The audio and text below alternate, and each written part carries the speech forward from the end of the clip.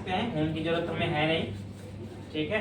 एक तो यहाँ पर मैं चाहता हूँ कि यहाँ पर जो यूजर करेंटली लॉगिन है उसका नेम आना चाहिए, ठीक है। तो जस्ट लाइक ऐसे आना चाहिए वेलकम, ठीक है। और यहाँ पर उसका नेम आना चाहिए, तो कैसे नेम आएगा, यहाँ पर आप यूज कर सकते हैं @identity यूजर, आप यूज करेंगे .identity यहाँ पर नेम होता है, ठीक है। तो यहाँ से उसका जो भी नेम होगा वो आपको मिल जाएगा, लेकिन कोई दिक्कत नहीं, आपको डैशबोर्ड तभी आएगा जब ऑथेंटिकेटेड होगा, तो कोई दिक्कत नहीं। यहाँ पर आपका इस तरह से उसका नेम आ जाएगा। यहाँ से ये लिंक है, इसको आप खत्म कर सकते हैं, इसकी जरूरत मुझे है नहीं। तो ऐसा आएगा वेलकम और उसके बाद यूजर का नेम, जो भी नेम से वो लॉगिन होगा ईमेल आईडी से, यूजर का नेम आ जाएगा। नंबर 1। नंबर 2, यहाँ पर मुझे एक बटन चाहिए, सो साइन आउट या लॉग आउट, आप जो भी देना चाहो यहाँ पर, ठीक है। आपका ये BTN हो गया, BTN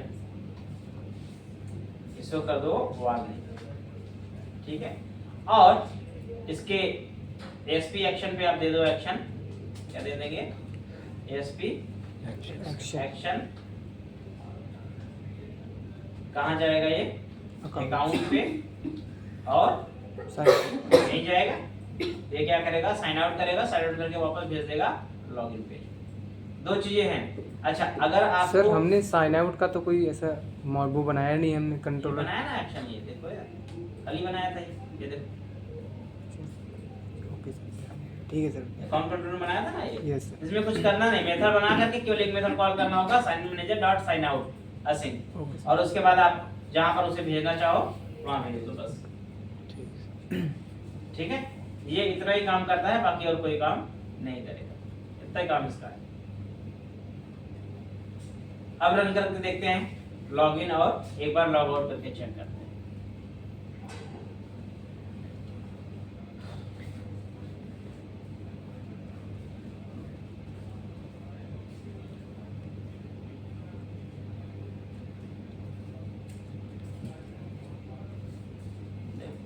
पहले लॉगिन पेज पे आ गया।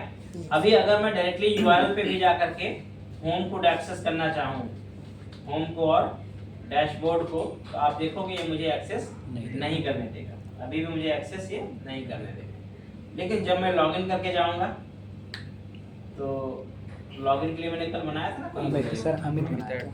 ये एक यूजर था और अमित @123 पासवर्ड था इसका ना, तो ये यूजर रहा एंड अमित @12 साइन इन पे क्लिक किया, ये साइन इन कर दिया, और यहाँ पर आप देख सकते हो वेलकम, यूजर का ईमेल आईडी जिससे लॉगिन किया है, यूजर नेम उसका आ गया, और यहाँ पर आपके पास लॉग आउट का बटन भी आ रहा है, ठीक है।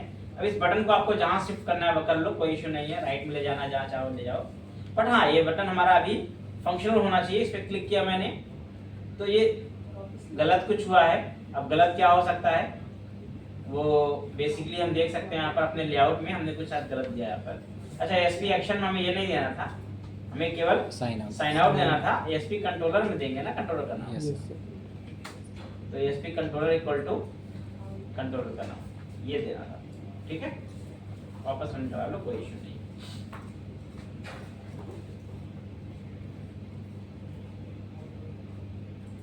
तो हमारे पास इस तरह से है, लॉग आउट मैंने क्लिक किया, लॉगिन पे आ गया, और फिर वापस अगर यूआरएल से भी हिट करना चाहूंगा डैशबोर्ड, तो मुझे हिट नहीं करने देगा, ठीक है। अब मैं जब भी जा सकता हूँ उस पेज पे, तो मैं कैसे जाऊंगा, लॉगिन करके जाऊंगा, मतलब मैं हमेशा लॉगिन करके ही जाऊंगा तभी मैं जा सकता हूँ, अदरवाइज मैं इस पे नहीं जा सकता, ठीक है। सर नॉर्मली होता है कि हम कोई पेज खोलते हैं तो वेलकम के साथ यूजर का सिर्फ नेम आता है, ईमेल आईडी नहीं आता है, तो वो कैसे आएगा? यहाँ पर हमने जो बेसिकली यूजर लॉगिन कराया है वो यूजर नेम के यहाँ पे कराया हुआ है। आप कोई इन्फॉर्मेशन भी कलेक्ट कर सकते हो, कोई इशू नहीं, तो वो सब तो हमारा वर्किंग सिनेरियो, हमें क्या दिखाना चाहिए, क्या लाना चाहिए, तो उसके अकॉर्डिंग मैं अपना जो भी हैंडलिंग है वो मैं कर सकता हूँ, ठीक है। क्योंकि देखो, अगर मुझे यूजर की यूनिक आईडी या ईमेल आईडी मिल गई, ठीक है, तो ईमेल आईडी से मैं उसकी कोई भी इन्फॉर्मेशन निकाल सकता हूँ। अब चूंकि हमने अभी आइडेंटिटी यूज किया है, हमने यूजर नेम स्टोर ही नहीं किया हुआ है, क्योंकि आइडेंटिटी में नेम का कॉलम था ही नहीं, उसमें यूजर नेम का था।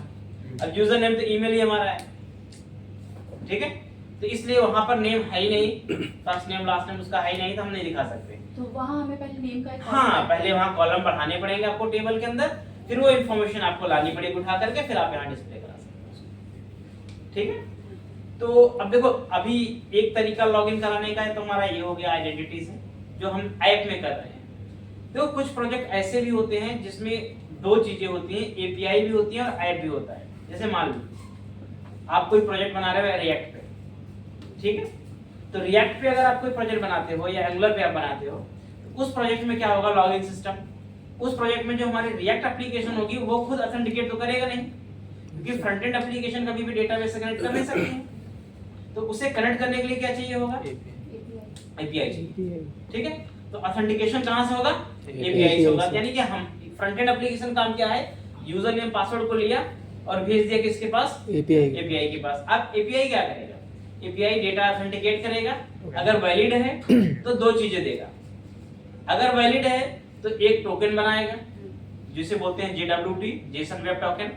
ठीक है, टोकन बनाएगा एक वैलिडिटी के साथ, कितने टाइम के लिए वैलिड है, उस वैलिडिटी के साथ टोकन आपको दे देगा। और दूसरी चीज, उसके साथ जिस यूजर को लॉगिन किया उस यूजर की जो नेसेसरी इंफॉर्मेशन होगी, उसका नेम, उसका लास्ट नेम, उसका मोबाइल नंबर या उसका यूजर आईडी या उसका जो है फोटो, प्रोफाइल पिक्चर्स, ये जो इंफॉर्मेशन होगी नेसेसरी, वो सब इंफॉर्मेशन क्या करेगा, वो रिटर्न कर देगा। ठीक है, लॉगिन केस में। सक्सेस के केस में अगर लॉगिन नहीं हुआ तो एपीआई वहां पर एरर मैसेज थ्रो कर देगा। ठीक है, तो हमें अब हम क्या होगा, as a user, as a caller, API caller हम क्या करेंगे, हम ये देखते हैं कि भाई अगर एपीआई मेरी सक्सेसफुली कॉल हुई है, यानी रिजल्ट सक्सेस है, तब तो ये सारी इंफॉर्मेशन मैं जहां बाइंड कराना चाहूं दिखा दूंगा, प्रिंट करा दूंगा। और अगर नहीं हुई है, अगर सक्सेसफुल एपीआई कॉल नहीं हुई है, तो एरर मैसेज दिखाऊंगा मैं। ठीक है, तो वो एपीआई का एक सिनेरियो होता है जो ज्यादातर यूज होता है रियल टाइम में। ज्यादातर जो सिनेरियो है एपीआई का यूज होता है, बट केवल ऐप आपकी है, मतलब आपकी केवल ऐप है, एपीआई यूज नहीं हो रहा है आपकी प्रोजेक्ट आर्किटेक्चर में। ठीक है, तो ऐसे आर्किटेक्चर में हमें आइडेंटिटी से इस तरह से लॉगिन कराना होता है। तो लॉगिन के हमेशा ध्यान रखना, दो तरीके आपको मिलेंगे, एक एपीआई के थ्रू लॉगिन होता है और एक हमारा आइडेंटिटी थ्रू डायरेक्टली ऐसे होता है। ठीक है, एपीआई के थ्रू वाला जो सिस्टम है वो पॉपुलर ज्यादा क्यों है, उसका सिंपल रीजन है कि जो एप्लीकेशन आजकल बन रही हैं वो मल्टी डिवाइस बन रही है। भाई एंड्रॉइड के लिए भी एप्लीकेशन चाहिए ना, आपके आईओएस के लिए भी चाहिए, विंडोज फोन के लिए भी चाहिए, वेब के लिए भी चाहिए। तो अब ये जो कोड मैंने लिखा है यहाँ पे, ये तो मेरा वेब कोड है ना, ये जो मैंने अकाउंट में यहाँ लॉजिक लिखी है, ये सब चीजें, ये तो केवल वेब एप्लीकेशन में काम आएगा। सेम लॉजिक के लिए, सेम लॉजिक को मैं एंड्रॉइड के लिए नहीं यूज कर पाऊंगा, या सेम लॉजिक को मैं आईओएस एप्लीकेशन में यूज नहीं कर पाऊंगा। लेकिन अगर इसकी जगह मैंने एपीआई लिखी होती इसकी, तो मैं इस उसी एपीआई को ऐप में, वेब में भी यूज करता और मोबाइल एप्लीकेशन में भी यूज करता। इसलिए जो एपीआई वाला आर्किटेक्चर है वो ज्यादा फेमस है, वो पैटर्न फेमस है, वो ज्यादा यूज होता है, ज्यादा पॉपुलर है, क्योंकि उसमें एक एपीआई बनाओ और कई जगह कॉल करो। सेंट्रलाइज्ड चीज पे एक एपीआई बना लो सर्विस, उसे कहीं भी कॉल कर लो। इसमें क्या है भाई, ये तो वेब के लिए है तो वेब पे ही काम करेगा। समझ, लॉजिक दोनों में सेम है। वहां हम क्या करेंगे, ये व्यू वगैरह डायरेक्टली रिटर्न ना करा के हम क्या करते हैं, जेसन डेटा बना के रिटर्न कराएंगे, एपीआई जेसन बना के रिटर्न करेगी। और यहाँ पर क्या है भाई, यहाँ डायरेक्टली आप किसी मेथड कॉल कर दे रहे हो, व्यू को कॉल कर दे रहे हो, यहाँ तो आपकी जो साथ एरर वगैरह सब कुछ थ्रो करा लेता है। तो ये चीज वहां पर थोड़ा सा रेस्पॉन्स टाइप चेंज हो जाएगा, बाकी लॉजिक तो सेम ही रहता है। यहाँ पर क्या है कि ये जो बेसिकली ऑथेंटिकेशन है कि भाई आपने लॉगिन किया 10 मिनट के लिए, 15 मिनट के लिए लॉगिन आप हो रहे हो, यहाँ ऑथेंटिकेशन जो है ये खुद की अपना सेशन बनाता है और सेशन में वैल्यू को स्टोर कर लेता है। सर्वर पे क्या करता है, ये सेशन बनाएगा, वहां वैल्यू को स्टोर कर लेगा और वही वैल्यू को यूज करेगा। आई मीन उसी को यूज करेगा कि आप लॉगिन हुए कितने टाइम के लिए लॉगिन हुए। लेकिन जब हम लोग टोकन बेस्ड काम करते हैं तो वहां पर टोकन जो होता है उस टोकन के साथ इंफॉर्मेशन होती है, उस टोकन की एक्सपायरी सेट हो जाती है कि जब आप कोई रिक्वेस्ट भेजोगे तो आप पहले टोकन भेजोगे, टोकन आएगा, टोकन से वैलिड हो जाएगा, यूजर वैलिड है तो आगे काम करना है, नहीं वैलिड है तो काम नहीं करना है, यानी कि फिर पेज का या कंट्रोलर का एक्सेस नहीं देना है। ठीक है, तो वो दो स्ट्रक्चर में हमारे पास है। अभी हम जो फर्स्ट स्ट्रक्चर पे काम कर रहे हैं हमारा ये है, जब एपीआई आप पढ़ोगे तो वहां भी ऐसे ही लॉगिन करना और लॉग आउट करना सीखोगे आप। ठीक है, लेकिन उसमें हमारा तरीका बदल जाएगा, यहाँ तरीका बदल जाएगा। ये API always for the multi users, मतलब उसे कोई भी यूज कर सकता है। हमने भाई जेनरिक चीज बना दिया, कोई भी यूज कर ले उसे। ये चीज जेनरिक नहीं है, ये तो केवल इसी प्रोजेक्ट के लिए काम करेगी जिसमें आपने बनाई। ठीक है, तो ये तो रहा आपका लॉगिन का। अब रही बात आपका रजिस्ट्रेशन का। अगर आपको यूजर रजिस्टर करना है, नया यूजर क्रिएट करना है, ठीक है, तो उसके लिए हमने ये ऑलरेडी मेथड तो बनाए हैं। हमें केवल व्यू चाहिए, एक व्यू बनाएंगे और उस व्यू पे हम क्या करेंगे, यूजर रजिस्टर करा देंगे। तो एक काम करते हैं, रजिस्टर यूजर पे यहाँ एक काम करते हैं, public async task of IXL result register user. और इसमें हम क्या करेंगे, रिटर्न कराएंगे अपना व्यू। ये एक व्यू रिटर्न कराते हैं। अब रजिस्टर करने के लिए यूजर को हमें ये इन्फॉर्मेशन चाहिए, मतलब क्या चाहिए, उसका ईमेल चाहिए, फोन नंबर चाहिए और पासवर्ड चाहिए। ये इन्फॉर्मेशन चाहिए, अभी के लिए तो यही चाहिए। अगर मुझे जरूरत है चेंजेस करने की, चलो एक काम करते हैं, अभी मैं इन्फॉर्मेशन इसमें बढ़ाता हूँ। बढ़ाने का मतलब क्या है, मैं इसमें चाहता हूँ उसका ईमेल भी स्टोर हो, आई मीन ईमेल का है, उसका फर्स्ट नेम भी हो, लास्ट नेम भी हो, ठीक है, और उसका डिपार्टमेंट भी हो, कुछ और इन्फॉर्मेशन लेना चाहता हूँ मैं, ठीक है। तो और इन्फॉर्मेशन कुछ हम लेते हैं। कैसे इन्फॉर्मेशन लेंगे, यानी कि अब हम क्या कह रहे हैं, इसका मतलब हमारा है कि हम आइडेंटिटी का जो यूजर है उसे थोड़ा सा कस्टमाइज करने जा रहे हैं। उसमें अपनी और जैसे टेबल के अंदर अभी जो प्रॉपर्टी थी, उन प्रॉपर्टीज में हमें और अपने कॉलम ऐड करने हैं, ठीक है। तो उसके लिए हमारे पास तरीका क्या होता है, उसको समझना होगा आपको। जैसा अभी के लिए जो यूजर काम कर रहा है, अभी आपका क्या है, आइडेंटिटी यूजर मॉडल है, इसी में आपकी सारी इन्फॉर्मेशन जा रही है। Yes sir. अब अगर मुझे चेंज करना है तो मैं इस मॉडल को क्या करूंगा, इसे ओवरराइड करूंगा, एक नया मॉडल बनाऊंगा, ठीक है, ऑफ आइडेंटिटी यूजर एन कर दे इसको। न्यू हो गया ये। क्या करेंगे यहाँ पे, इनहेरिट करेंगे किसको, आइडेंटिटी यूजर। और उसके बाद आपको जो प्रॉपर्टी ऐड ऑन करनी है, इसमें जो भी नया चीज ऐड ऑन करना है आप कर लो। जैसे मैंने यहाँ पर ऐड कर लिया, मान लो पब्लिक स्ट्रिंग फर्स्ट नेम कर लें, और जोड़ने के लिए similarly last name, similarly table में लिमिटेड फील्ड से एक कर लेते हैं इसका जोड़ने के डेजिग्नेशन, लिए मैं टूल बना रहा हूं।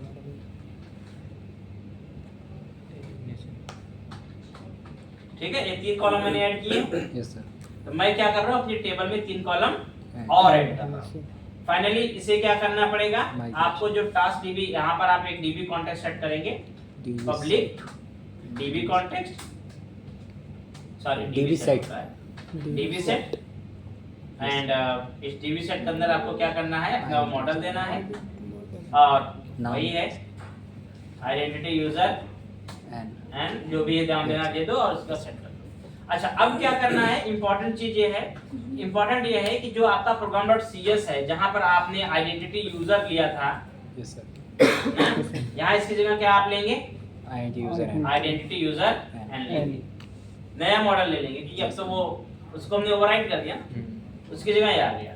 प्लस कंट्रोलर में भी आपने जहां पर ये लिया हुआ है आइडेंटिटी यूजर, उसकी जगह क्या करेंगे, आइडेंटिटी यूजर एन रखेंगे। हर जगह आइडेंटिटी यूजर एन कर देता हूं मैं, क्योंकि अगर मैंने ओवरराइड कर दिया तो मेरा नया वाला काम आएगा। सिमिलरली आप क्या करेंगे, इधर भी नीचे जहां पर आपने लिया होगा आइडेंटिटी यूजर, इसकी जगह क्या करेंगे, आइडेंटिटी यूजर एन कर देंगे। All thing are same, but हम यहाँ पर केवल क्या करेंगे, अपना मॉडल चेंज कर देंगे, ठीक है। और अब डेटा यूजर से लेना है, कुछ आपको इंफॉर्मेशन लेनी है, तो आप व्यू मॉडल का इस्तेमाल करोगे। व्यू मॉडल को चाहे ये मॉडल कर लो, चाहे अलग से मॉडल बना लो। फिलहाल तो मैं अभी क्या कर रहा हूँ, यही ले लेगा, कोई इशू नहीं है, ठीक है। अब अगर चेंजेस आपने मॉडल में कर दिया, यानी कॉलम आपने बढ़ाए, ठीक है, माइग्रेशन, तो आपको वापस क्या करना पड़ेगा, माइग्रेशन करना पड़ेगा। तो एक बार बिल्ड करो, टूल्स में जाओ, NuGet पैकेज मैनेजर, कंसोल, यहाँ पर क्या यूज करोगे, ऐड ऐड माइग्रेशन। माइग्रेशन। इसका नाम दे देते हैं M2। एक माइग्रेशन मैंने क्या किया, ऐड कर दिया and then update update database. और एसक्यूएल सर्वर ओपन करते हैं, देखते हैं कॉलम उसके अंदर बढ़ा है या नहीं बढ़ा।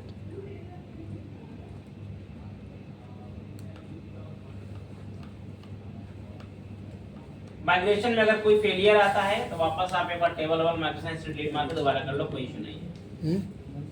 अगर कोई फेलियर आएगा पहले थी और जरूरी थी तो डेटाबेस चेक कर लेते हैं अपना। ये नेम और फुल नेम वाली नहीं थी, इसमें तो यूजर नेम की फील्ड थी। क्लेम एफटीपी था, yes select asterisk from start user ASP.NET, ये टेबल थी और इसके अंदर ये कॉलम थे। यहाँ देखो ये कॉलम बढ़ गए, फर्स्ट नेम, लास्ट नेम और ये 3 कॉलम आपके पास बढ़ के आ गए। तो हो गया आपका काम। यस जो नया चीज चाहिए था आपको आइडिया हो गया, ठीक है। तो इस तरीके से हम क्या करेंगे, अपना एग्जिस्टिंग जो आइडेंटिटी यूजर का मॉडल है उसे हम क्या कर सकते हैं, ओवरराइड करके मॉडिफिकेशंस कर सकते हैं। आपको जितने कॉलम बढ़ाने होंगे ना आपको यूजर टेबल में, आप यहाँ वो कॉलम ऐड कर दो, आपके बढ़ जाएंगे। वापस माइग्रेशन कर दो ऐड करके, यहाँ फॉर्म बना लेंगे। क्लियर है। ओके अब बनाते हैं फॉर्म। सर इसमें सर ओवरराइड जैसे तो कुछ लग नहीं रहा सर। अरे कुछ नहीं, इनहेरिट कर लिया ना।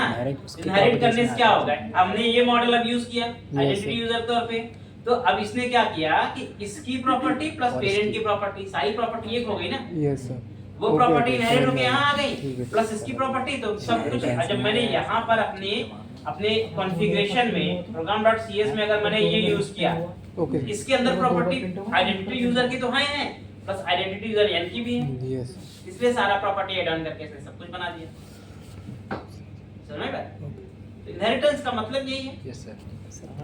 बट सर अगर ऊपर सर प्रॉपर्टी सेम है, मतलब कि ऊपर वाले में कोई प्रॉपर्टी है और वही सेम प्रॉपर्टी हमने दोबारा मुझे डिक्लेयर याद कर ही दी, नहीं था। नीचे मतलब कि ओवरराइड हो जाएगा, कोई फर्क नहीं पड़ेगा। और अगर सेम डिक्लेयर कर दोगे तो भाई क्या होता है, नहीं ओवरराइडिंग होती है। Yes sir. डिफॉल्ट ओवरराइडिंग होती है दो ना। बार प्रिंटर नहीं होना, एक ही बार। एक ही चलेगा, एक ही बार चलेगा, चलेगा। देखिए वर्जन नेट देखिए बोला था वर्जन। पहले, इसीलिए तो कंफ्यूजन है। अब आते हैं अपने कंट्रोलर पे और इस पे अपना व्यू बना लो, यस ऐड व्यू। इसका नाम दे दो जो देना हो आपको, रजिस्टर। ठीक है। अब इसमें चाहिए अपने को फॉर्म, यस सर। एक फॉर्म बनाना होगा इसमें, ठीक है। तो रजिस्टर के लिए आप अपना एक फॉर्म बना सकते हो या फिर कोई रजिस्ट्रेशन का फॉर्म हो तो आप उसे कॉपी पेस्ट मार लो। अगर आप यहाँ चेक करोगे अपने थीम वाले में सर एडमिनिटी के अंदर, थीम के अंदर, तो मैं आपको थीम में दिखाता हूँ, शायद कोई यहाँ पर होना चाहिए मेरे पास। तो अगर मैं यहाँ पर चाहूँ एक्स्ट्रा पे login login login and register ना, रजिस्टर का पेज ले लो, देखो ये रजिस्टर का पेज आपके पास बना हुआ है register.html में, ठीक है। तो ये ऑलरेडी अवेलेबल है। और अगर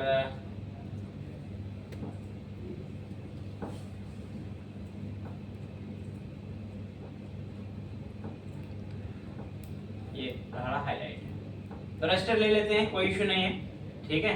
तो यहाँ पर पेजेस के अंदर, एग्जांपल्स के अंदर रजिस्टर HTML, इसे ओपन VS कोड कर लो, ठीक है। अब देखो रजिस्ट्रेशन का आपको जो लिंक है, इंपॉर्टेंट चीज यहाँ पर आती है, एक है रजिस्ट्रेशन आप डैशबोर्ड से करना चाहते हो तो डैशबोर्ड पे लिंक बनाना पड़ेगा आपको उसका, यस सर। नहीं। ये मान लो रजिस्टर हर कोई नहीं कर सकता, मैं कहता हूँ रजिस्टर केवल वही कर सकता है जो लॉगिन यूजर होगा, मतलब जो एडमिन होगा, ठीक है। तब नया यूजर वही क्रिएट कर सकता है जो एडमिन होगा, तब उसे में डैशबोर्ड के अंदर देना पड़ेगा। तो पहले एडमिन लॉगिन करेगा फिर यूजर नया क्रिएट करेगा, ठीक है। लॉगिन में ही बटन बना देंगे ना सर, इसके अंदर लॉगिन में ही बटन नहीं, बना नहीं, देंगे। नहीं। पब्लिक फिर हो गया ना पेज, पब्लिकली नहीं, जनरली login- जो पोर्टल्स होते हैं उसके अंदर उसमें हमेशा रजिस्टर का जो पेज होता है वो प्राइवेट होता है, वो पब्लिक एक्सेसिबल नहीं होता है, कोई भी उस लिंक पे नहीं क्लिक कर सकता, ठीक है। इसलिए हमें ऐसा करना होता है। जैसे आप चेतु के अंदर आपका एनरोलमेंट हुआ, चेतु पोर्टल पे आपने खुद एंट्री थोड़ी नहीं की थी, यस सर। तो प्राइवेटली किसी ने किया ना, ऑपरेशन टीम ने किया, किसी टीम ने किया, वो इसलिए वो जो रजिस्ट्रेशन का पेज होगा वो प्राइवेट, लॉगिन करके कोई यूजर एक्सेस किया होगा। क्योंकि जहां पर हिस्ट्री की, लॉग हिस्ट्री की बात होती है कि भाई ये रजिस्टर किसने किया, कब किया, हिस्ट्री कैसे पता चलेगी? जब वो लॉगिन होगा उससे पता चल जाती है। ठीक है, वो सारी कहानी होती है, उस पर बात करेंगे। फिलहाल के लिए मेरे पास पेज बन गया। एक काम करते हैं, पेज को ले आते हैं यहाँ पर पहले तो, और पेज में मेरे पास ये मेरा कार्ड का सेक्शन है, so just copy the card. ठीक है, और यहां पर क्या करेंगे, div क्लास रो बना लेते हैं। ओके, div क्लास all 6 ले लेते हैं ऑफसेट और ऑफसेट ले लेते हैं 3 माइनस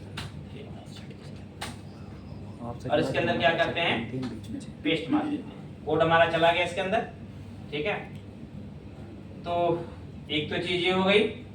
इसमें से ये जो ऑथेंटिक ये सब रजिस्ट्रेशन है ना, ये फेसबुक जीमेल लेवल का, ये सब हटा देते हैं। ठीक है, हमें जरूरत इसकी नहीं। और फॉर्म अभी कस्टमाइज करना है, प्लस लिंक भी बना देते हैं लेआउट के अंदर। सबसे पहले हम यहाँ पर एक, जहाँ पर मैंने जो लिंक छोड़े थे बचे हुए, कुछ छोड़े थे ना, ये नेविगेशन बार, लेआउट ऑप्शंस, ये सब चीजें छोड़ी थी। तो यहाँ पर हम क्या करते हैं, सबसे नीचे एक लिंक छोड़ देते हैं, ऐड न्यू यूजर, और यहाँ पर इसके HREF जगह पे क्या करेंगे, ASP एक्शन क्या हुआ, registration register user,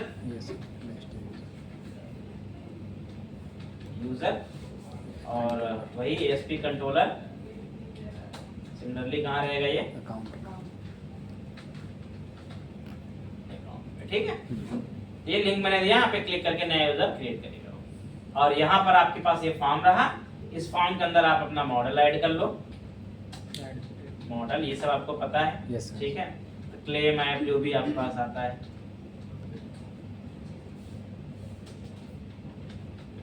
dot models dot identity user, यही था मॉडल। यस और फॉर्म बना है, इस पे भी वही चीजें होंगी, ASP action, register user, ASP controller,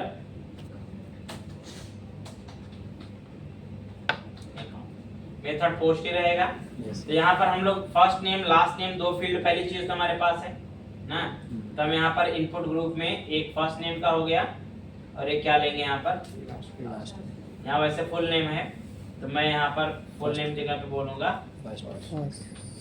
first name, ये क्या हो गया, लास्ट नेम। बाकी आपको पता ही है कि इसके अंदर ASP फॉर वगैरह लगाना पड़ेगा। तो ASP for first name, ASP for last name, ASP for email email, ASP for password. Model चलाए इसी से दोबारा। ठीक है, सबमिट बटन, सबमिट अपने आप काम तो यहाँ रीटाइप पासवर्ड है, तो आपको जरूरत है तो आप अपना चेक वेक लगाना हो तो लगाओ, नहीं है तो कोई मतलब नहीं। ठीक है, करें। क्योंकि हम पासवर्ड ही यूज कर लेंगे। एग्री वेग्री का टर्म है, बटन सबमिट है, Yes. आपका काम हो जाएगा यहाँ से। अच्छा, यूजर नेम अलग नहीं ले रहे, हम ईमेल ले रहे हैं, हम ईमेल को ही मान रहे हैं जो यूजर नेम हो जाएगा उसका। ठीक है, फोन नंबर एक और फील्ड इसमें है, फोन नंबर को लिए चाहो तो फोन नंबर के लिए आप एक और बढ़ा दें यहाँ पर मोबाइल, और यहाँ पर कर दो। ठीक है sir, input type email, input type text कर दो इसको। ठीक है, तो हो गया, यही सब चाहिए होगा। और क्या चाहिए यहाँ पर देख लेते हैं एक बार। User name, email, phone number ना, यस सर, और ईमेल कंफर्म, ये तो है ही, पासवर्ड हैश। ठीक है, इतने चाहिए अपने को। तो ये काम करेंगे अपने को यहाँ पे, पहले तो इसको कमेंट कर देंगे, इसकी हमें जरूरत नहीं रही। ठीक है, बस एक काम यहाँ करेंगे कि जो हमारा ईमेल होगा वही हमारा क्या होगा, यूजर नेम होगा। यहाँ पर क्या बोलेंगे, जो यूजर मॉडल आ रहा है यूजर एन dot email is I mean sorry user name equal to user name equal to user. Hello हाँ जी और ये क्या था, यूजर है बस निकल रहा हूँ थोड़ी देर में, सवाल निकल रहा हूँ। नीचे सही है।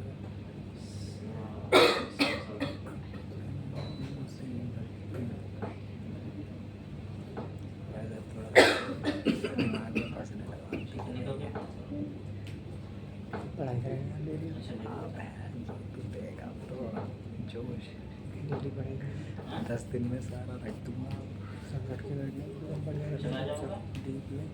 अच्छे कल पढ़ेंगे। घंटे उधर जा रहा अब कल नहीं आएंगे ठीक सुबह 6 बजे उठो तो ठीक डेली टाइम सुबह ठीक 6 है, बजे सोएंगे कितने बजे? सो जाएंगे 2-3 बजे, जल्दी से जाएंगे। ठीक। 4 सोया ही नहीं करेंगे रात में, पूरी रात पढ़ो पूरी दिन सोना क्यों, 10 दिन सोते ही नहीं आया, इंटरव्यू देने के बाद सोएंगे।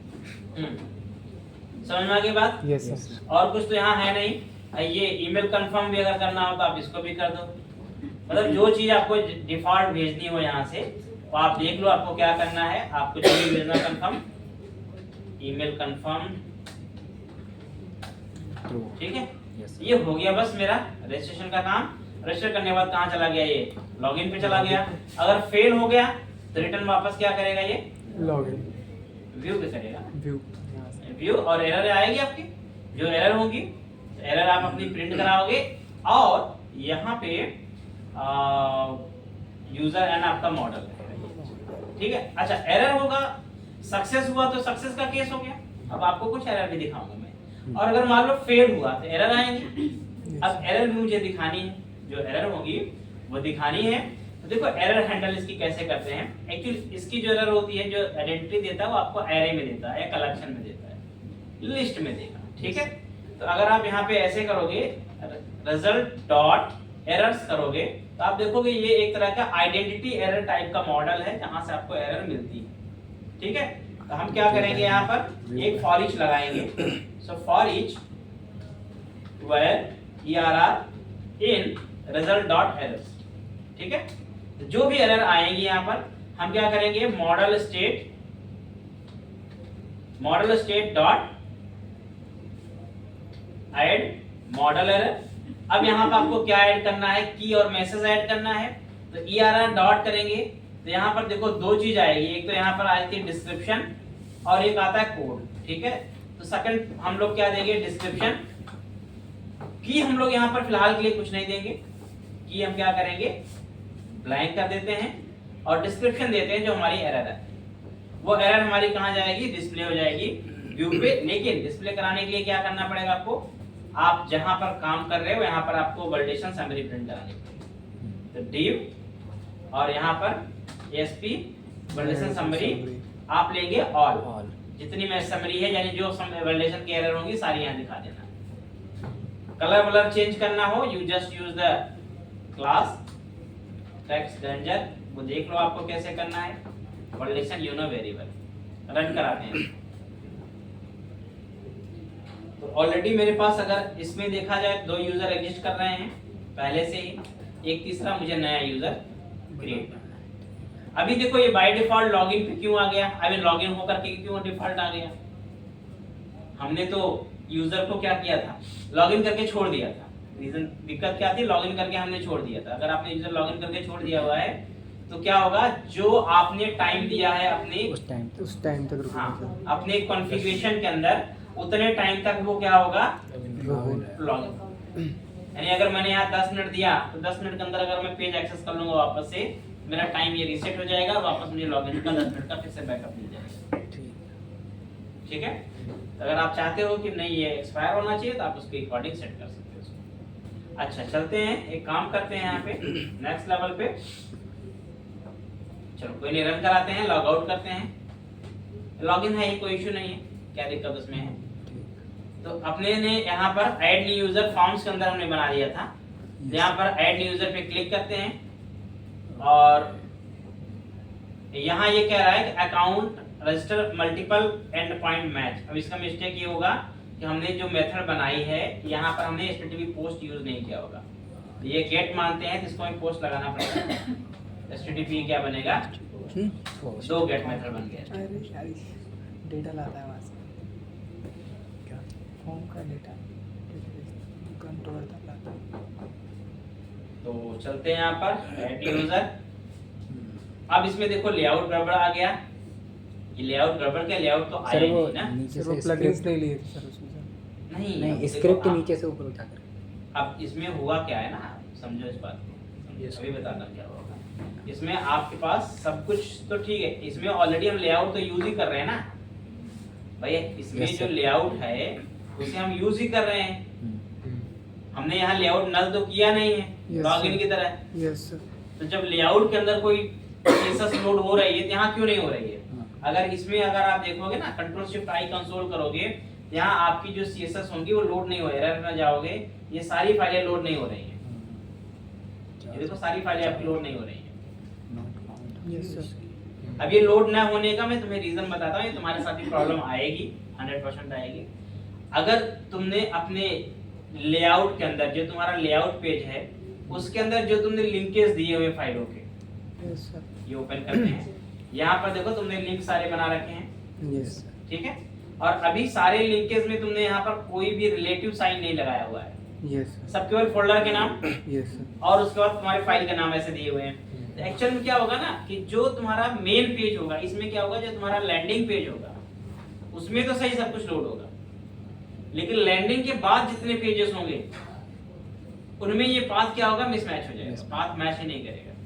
ऐसा कुछ है। तो तुम्हारी जो फाइलें होंगी वो कभी लोड नहीं होगी। यानी तुम्हारा मेन पेज में तो सब कुछ है, अगर मैं तुम्हारे इस पेज को लैंडिंग पेज बना दूं ना, तो ये चलेगा। ये भी चलने लगेगा। फर्स्ट लोड जो होगा वो हाँ फर्स्ट लोड, लेकिन रिडायरेक्ट होकर के वापस किसी पेज से होकर के आएगा ना, तो फिर वो नहीं चलेगा। तो इसके हमें सोल्यूशन, हमारे पास कुछ ज्यादा मुश्किल काम नहीं है, केवल ये काम ये करना है, जैसे जो प्लगइन्स है, जो मेरा लोकल फोल्डर है, प्लगइन जैसे लोकल फोल्डर है, एक काम करना, इसको आप कंट्रोल H करना है, ठीक है। क्या करना है, कंट्रोल H में प्लगइन्स को रिप्लेस करना है टिल्ड साइन स्लैश, ये क्या हो गया, रिलेटिव पाथ मैप हो गया। यस। ये फिजिकल जगह पे क्या हुआ, रिलेटिव हो गया। अब यहाँ पर जहां जहां आपको ये मिले आप एक एक करके रिप्लेस मारते जाओ। ये मैं रिप्लेस करता जा रहा हूँ, जहां जहां मुझे प्लगइन मिल रहा है मैं सब जगह रिप्लेस मार रहा हूँ। वो JS हो, CSS हो, कोई और हो, डजंट मैटर, सब जगह रिप्लेस मार रहा हूँ। ये कहाँ क्लिक करें थे आप रिप्लेस के लिए? कंट्रोल H, नहीं वो तो समझ गई। ये यहाँ पे, ये देखो ये रिप्लेस कर रिप्लेस कर। आइकन यहाँ पे आइकन आता है। सर ऐसा होता कि उधर बट वो लोड क्यों नहीं होता था, मतलब राउट प्रॉब्लम होती है, पाथ नहीं मिल पाता ना। राउट में पाथ मैच नहीं करता उसका, इस वजह से लोड नहीं कर पाता। सिमिलरली देखो डिस्ट वाला फोल्डर भी ऐसे ही आपके पास है, इसको भी कंट्रोल H करना, और इसमें भी क्या करना है, डिस्ट वाले में भी इसको करके डिस्ट कर देना, ज़ूम कैसे हो गया ये? मैंने Similar- किया है जो। टिल्ड साइन लगा करके छोटा रिप्लेस कर दो इसको भी जहां जहां मिले आपको। बस केवल आपने फिजिकल पाथ, डायरेक्ट पाथ को केवल रेक्टिव पाथ से क्या किया, मैप कर दिया, बस और कुछ नहीं किया। बाकी एक बार चेक करना, अगर आपको कहीं और भी मिले उसे भी रिप्लेस मार देना, ठीक है। अगर कहीं और भी मिले तो उसे भी रिप्लेस मार देना, बाकी तो ठीक मुझे लग रहा है। एक बार इसको वापस से रन करा, दो ही मेन फोल्डर होते हैं, कोई और फोल्डर मिल जाए तो उसको भी ऐसे टिल्ड साइन से रिलेटिव पाथ मैप कराना, ध्यान रखना है। यस। अब एक काम करते हैं, ये तो लोड ठीक हो रहा है, इस पे चलते हैं, ये भी सही हो गया। यस। और ये देखो इसके अंदर ही लोड हुआ है, यस। फील्ड भी वही सारे हैं, first name, last name, email, ठीक है, मोबाइल, पासवर्ड और टाइप पासवर्ड और रजिस्टर बटन, ठीक है। बाकी CSS में कोई चेंजेस करनी है, आपको जरूरत है आप अपने हिसाब से कर लो, ठीक है। तो एक काम करते हैं, अब एक और रजिस्ट्रेशन करते हैं, यहाँ पर है, ठीक है। यहाँ पर मैंने दिया मान लो Vivek Sharma, let me pass the Vivek, mobile something something something, password विवेक@123, ठीक है। ये कर सकते हैं हम, यहाँ पर भी विवेक@123। सो आप चाहो तो यहाँ डिबगर लगा लो फर्स्ट टाइम के लिए, पहली बार आप ब्रेक पॉइंट लगा लो, लगाइए वैसे, सबमिट करोगे, यहाँ आ गया, डेटा चेक करो, यहाँ सब आया हुआ है, सारा डेटा यहाँ पे ठीक से आ रहा है, कोई इश्यू नहीं है। ठीक है, अब इसको करते हैं F10, सेट हो गया। यूजर मेरा क्रिएट हो जाएगा। क्रिएट करने के बाद आप देखोगे यहाँ पर सीधा सीधा कहाँ गया वो, लॉगिन पे चला जाएगा। तो क्रिएट करके लॉगिन पे चला जाएगा, लेकिन जबकि लॉगिन पे नहीं जाना चाहिए। रजिस्टर हो गया ना, Yes, तो sir. सक्सेस मैसेज होना चाहिए और क्या, सक्सेस का मैसेज होना चाहिए, तो वो तो ठीक है। लॉगिन पे जाने का कोई मतलब उसका नहीं। फिलहाल मैं इसको वापस लॉगिन करता हूँ। अमित, सर विवेक है, नहीं अमित को लॉगिन करते हैं ना। मुझे विवेक डाला ना रजिस्टर किया। अमित वाला जो था मैं ऐड Amit @ 1 2 3 वही था नाम, जो 123।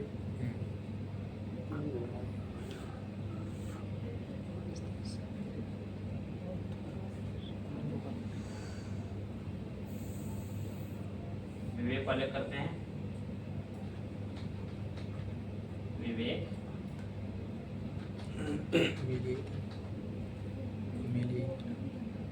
ठीक है। वो यूजर हमने मॉडल चेंजेस किए हैं। लॉगिन वाले के लिए तो अमित ही था ना। नहीं तो दूसरा रजिस्टर नहीं, हमने दूसरा स्टार्ट किया तो भी लॉगिन दूसरा रजिस्टर किया। नया यूजर बन गया ना यहाँ पे। अब एक चीज और करके इसको सेव कर देता हूँ मैं। एक और चीज करते हैं। अभी मैं यहाँ पर वापस रजिस्टर करके लॉगिन पे जाने का कोई मतलब मेरा है नहीं। ठीक है, मैं सीधा सीधा कहाँ जाता हूँ, रजिस्टर पे चले जाओ, मतलब सिंपल वही व्यू पे जाओ बिना डेटा। ठीक है, ये सही रहेगा। तो रजिस्टर तो मेरा नया यूजर यहाँ पर हो चुका है, नया यूजर क्रिएट करने का काम हो गया है। ये देखोगे डेटा भी आपका यहाँ पर प्रॉपर आ रहा होगा विद ऑल द इंफॉर्मेशंस। ठीक है, ये नया यूजर, और यहाँ पे इसकी जो इंफॉर्मेशन थी। अच्छा, डेजिग्नेशन का आपने कॉलम नहीं बनाया तो भी बनाना था आपको, क्योंकि अपने यहाँ फील्ड बढ़ाया था ना। Yes sir. तो भी बढ़ा सकते थे। तो यूजर तो मेरा यहाँ पर क्रिएट हो गया, कोई इशू नहीं है। अब एक और चीज देखते हैं, यहाँ पे नया यूजर बना तो लिया हमने।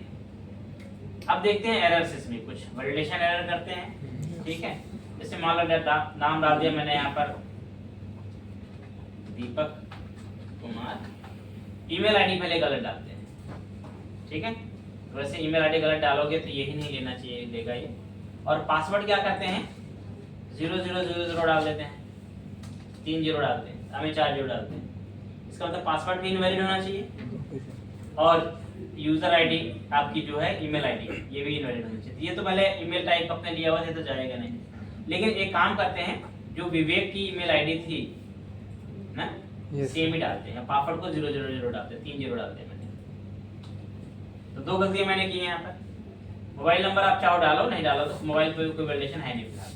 सबमिट किया मैंने यहाँ पर, F10 किया, इधर गए, और जब आप यहाँ पे आएंगे तो आपका रिजल्ट इस बार देखोगे तो आपको रिजल्ट यहाँ पे फॉल्स मिलेगा, फेल्ड मिलता है एरर। और इस बार एरर में आया फॉर ईच, एरर आई इसके पास, एरर को प्रिंट कराएगा। देखो अब तो डेजिग्नेशन का भी एक आ गया, वो भी हमारे पास था, मॉडल में हमने नहीं लिया। Password must be at least 6 character, password must be at least 1 lower case. Validation काम कर गया हमारा। Yes sir. ठीक है, इस तरह से मेरे वैलिडेशन, जो वैलिडेशन आप वहां लगा के रखोगे, कहां पे, ये वैलिडेशन, ये कंफर्म, आई मीन 2 वैलिडेशन होते हैं। एक वैलिडेशन तुम्हारा मॉडल में होता है, यस सर। एक इसका जो कॉन्फ़िगरेशन है, ये वाले सारे, ओके सर। ये भी तो आपने किए थे, ये वाले भी मैच कराएगा। समझ में? Yes sir. अब एक काम करते हैं, वापस से ठीक डेटा डालते हैं। मतलब हमने यहाँ पर मान लो पासवर्ड ठीक डाल दिया, यहाँ पर ये वाला पासवर्ड डाल दिया।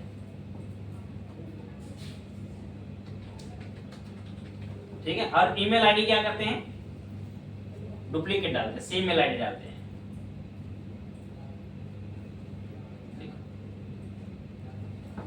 क्या जा रहा है, Username is already taken. Email ID is already taken. ये भी हमने लगाया है यहाँ पे, Yes sir. यहाँ लगाया था हमने। अकाउंट चेंज देखो, is required unique email, Unique email. True किया हुआ है, Yes. यूनिक चाहिए उसको। ठीक है, यूजर नेम तो देखो, ईमेल तो यूनिक हमेशा, आई मीन यूजर नेम तो हमेशा यूनिक होते होते, यूनिक यूजर नेम कभी डुप्लीकेट नहीं हो सकता, ध्यान रखना। ईमेल जो होता है वो डुप्लीकेट हो सकता है, लेकिन ऑप्शनल होता है। कंडीशन क्या है, अगर यूजर नेम मेरा ईमेल बनेगा, ईमेल ही मेरा यूजर नेम है, तब तो वो कभी डुप्लीकेट नहीं होगा। क्योंकि यूजर नेम डुप्लीकेट नहीं होता, और आपने ईमेल को यूजर नेम बना दिया, वो भी डुप्लीकेट नहीं होगा। Yes sir. लेकिन अगर आपका यूजर नेम अलग है और ईमेल अलग है, तब आप यूजर नेम को यूनिक रख सकते हैं और ईमेल को आप डुप्लीकेट भी अलाउ करवा सकते हैं। ईमेल को आप डुप्लीकेट अलाउ करा सकते हैं, ठीक है। लेकिन ये सिनेरियो आपका चेंज हो जाएगा। यूजर नेम अगर जाए, अभी केस में क्या है, मेरे केस में यूजर नेम मेरा ईमेल आईडी बन रहा है, तो मैं कभी भी उसे डुप्लीकेट अलाउ नहीं कर पाऊंगा, ओके सर। ठीक है। Yes sir. ये आपका रजिस्टर करना हो गया, लॉगिन हो गया, लॉग आउट हो गया। अब कोई कंफ्यूजन तो में लगे तो पूछ। तो जैसे जीमेल पे अकाउंट बनाते तब भी तो उसमें डुप्लीकेट जीमेल नहीं चलती, मतलब अगर अकाउंट नया बनाएंगे तो जीमेल अकाउंट डुप्लीकेट कहाँ लेता है, यूजर नेम को डुप्लीकेट होता है। अच्छा, तो वो भी जीमेल ही होती है ना, जीमेल लेता है वो भी यूज़र नेम मतलब कहता है कि एग्जिस्ट है ऑलरेडी।